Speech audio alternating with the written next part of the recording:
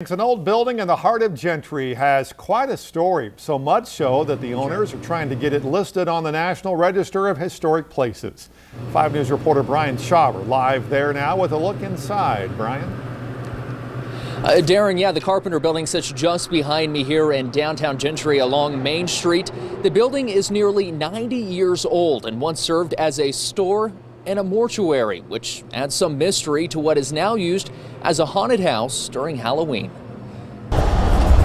Construction started in 1927, finished 1929, and it was designed by a locally prominent architect. That architect was Albert Clark, also known as A.O. Clark. And he also designed the Benton County Courthouse, several other historic buildings that are on the National Register. Building co-owner Charlie Bookout hopes Clark's connection will help this building get on the register. Historic because of who the architect was, but also very locally significant because of how important the Carpenter family was to the founding of Gentry. Through much of the last half century, the building was unoccupied.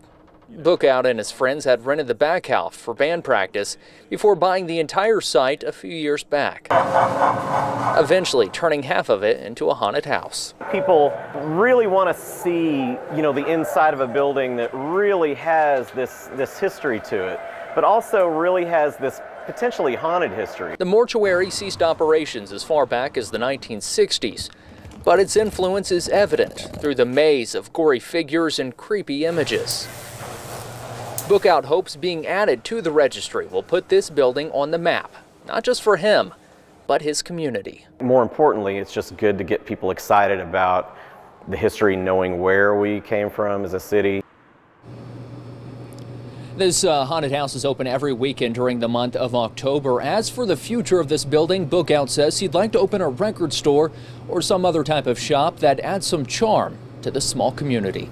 Live in Gentry, covering news where you live, Brian Shaver, 5 News. All right, Brian, thanks. The Carpenter building is joined by 17 other sites across Arkansas that could be added to that list. National Park Service should make a decision in the next couple of weeks.